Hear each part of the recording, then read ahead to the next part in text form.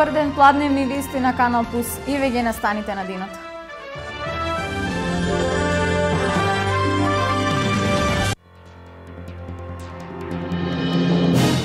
Црвениот крст организира донаторски акции за помош на погодените од поплавите во Тетовско. Се собира вода, средства за хигиена, храна и кебиња, а отворена и солидарната сметка и хуманитарни телефонски линии. Продолжува рестрикцијата за наводнување на земјоделските површини во Штипско и Кочанско. Одлуката за рестрикција е заради наводнување на површините во Свети Николско.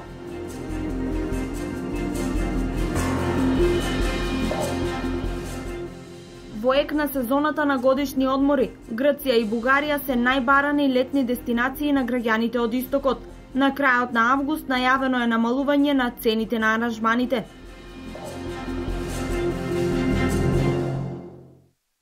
Од денес стапуваат на сила намалените глоби за стопанските прекршоци со драстично намалување на казните за компаниите. Стапуваат на сила измените на 20 на закони со кои глобите за малите компании ќе бидат пониски од 6 до 7 пати, а за големите двојно пониски.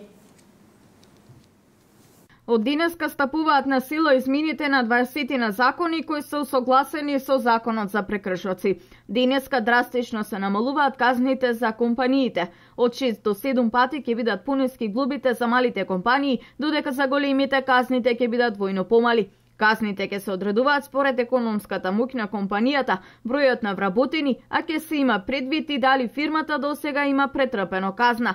Пратениците од ВМРО ДПМН по донесувањето на законот одржаа обука за собствениците на компании на кои им се даде појаснување за предноста на овие измени што ќе бидат од полза за развој на нивниот бизнис. Најинтересен од сите овие закони е законот за прекршоци кој што поведува едно нивелирање на санкциите, намалувањето на самите санкции за едно минимум од 1 до 7 пати, значи намалување, што значи ќе имаме нивелирање на санкциите по одредени критериуми.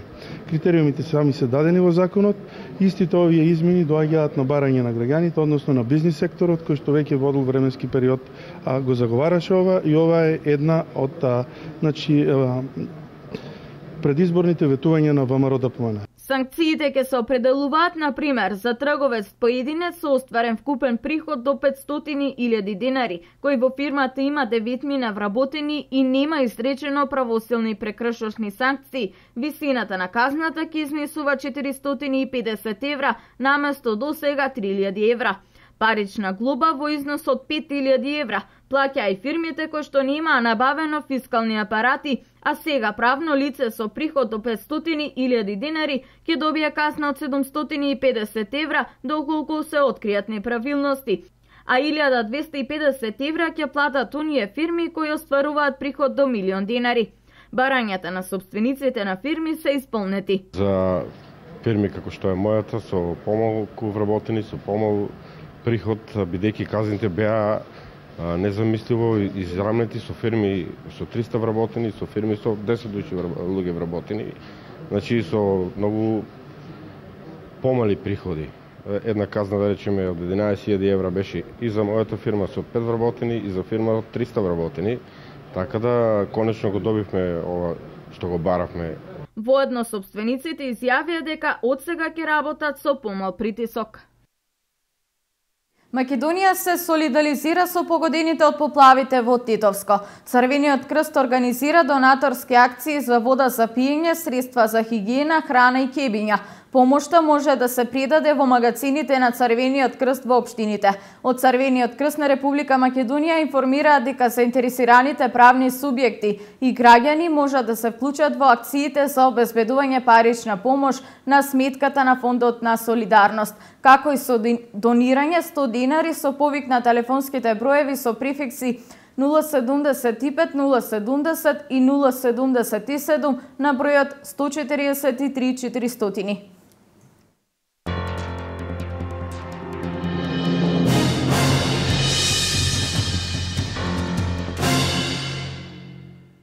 Министерството за внатрешни работи отпочна со првата фаза на селекција на кандидатите за полициски службеници. На конкурсот за вработување на 600 полицајци се пријавиле 2622 кандидати. Првата фаза на селекција на кандидатите опфаќа проверка на моторичките способности. Денеска отпочнува процесот на селекција на кандидати за полициски службеници. На конкурсот се јавија 2622 кандидати. Сметаме дека таа е солидна бројка за вкупниот број од 600 кандидати кои треба да бидат изберени по спроведените селективни процеси.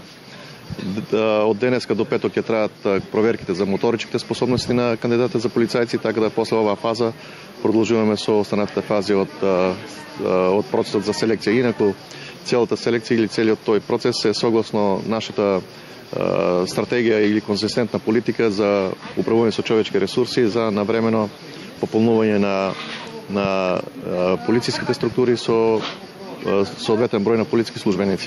Па не се сомневаме, има квалитетни кандидати, тоа се гледа и од досегашната спроведена фаза со оние кандидати кои поминаа. Има соодветен број на кандидати кои ќе бидат добра основа за дефинитивно избор на 600 кандидати за полицајци. Рестрикциите во наводнувањето на земјоделските површини во Кочанско и Штипско, кои користат вода од хидросистемот Брегалница, продолжуваат и понатаму. Врнежите ја подобрија хидролошката состојба во регионот, но ситуацијата се уште е сериозна, посебно за површините во Свети Николско, велат надлежните.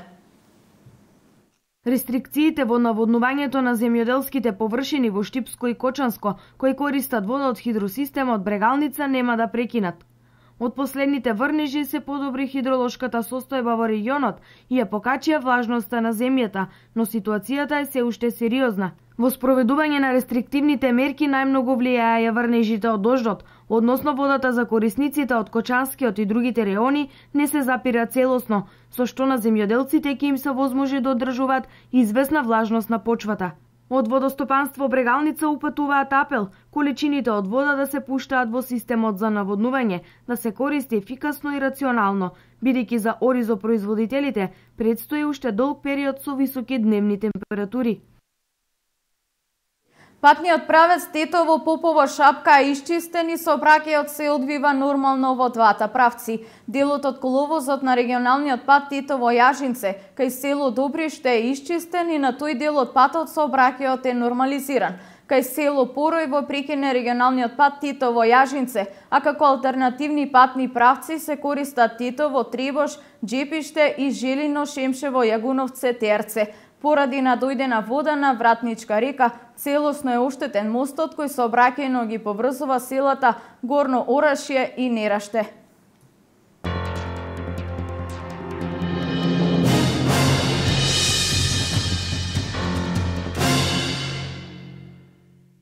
Во ек на туристичката сезона, агенциите и годинава го потврдуваат вкусот на граѓаните кои летово најчесто за одмор ја бираат Грција и Бугарија. Оние кои ќе патуваат на крајот на месецов и на почетокот на септември ги очекуваат пониски цени на туристичките аранжмани.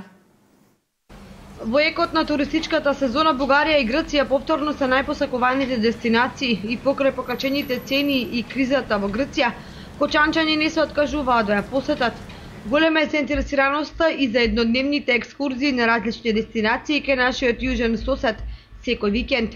Како летото одминува, така и интересот на граѓаните да заминат на одмор опаѓа, а истовремено со ова опаѓаат и цените на аранжманите. Заинтересираноста за летување почнува да се намалува. Иако Грција е поскапа за разлика од летскиот период, заинтересираност има, но е намалена.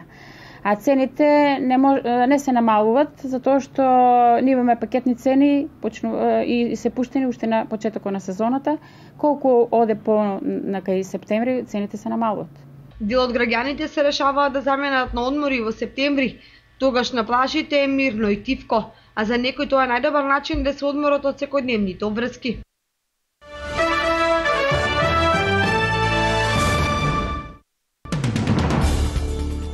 Европската комисија им понудила помош на Франција и Британија во решавањето на кризата со мигрантите, кои настојуваат илегално да влезат во Британија преку евротунелот. Од Европската комисија соопштиле дека на Франција ќе го испратат првиот дел од финансиската помош во вредност од 20 милиони евра, помалку од еден ден по новиот обид на околу 600 мигранти да влезат во тунелот. Британија пак веќе добила помош од 27 милиони евра. 58% од русите не би биле против целосно исклучување на интернетот во земјата, а 42% веруваат дека странски држави го користат интернетот за да и наштетат на Русија. Ова го покажале резултатите од вчера објавеното истражување на американски експерти и Серовскиот центар за истражување на јавното мислење. Во Србија денеска се одбележува ден на жалост и сеќавање по повод 20 години од прогонот на србите од Хрватска во акцијата Бура. Тогаш беа протерани над 200.000, додека според српските податоци биле убиени 2000 срби. Предвидени се и голем број манифестации во знак на сеќавање на настраданите.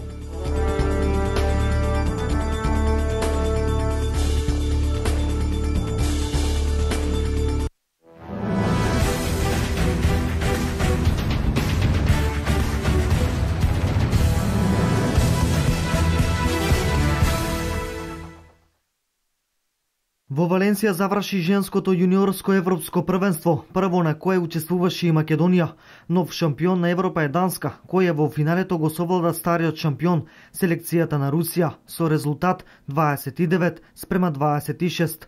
Кога беше најпотребно, младите ракометарки на Данска ја победија Русија, реванширајќи се за поразот во главната фаза, а триумфот им го донесе и златниот медал.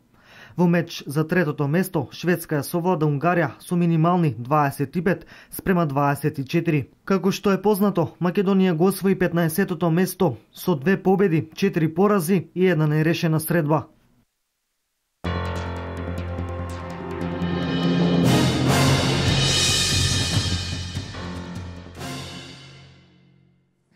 Ова е се во Пладневните вести. Повеќе информации за денешните активности гледате во Дневникот во 16:30. До тогаш имајте убав ден со програмата на Канал Плюс.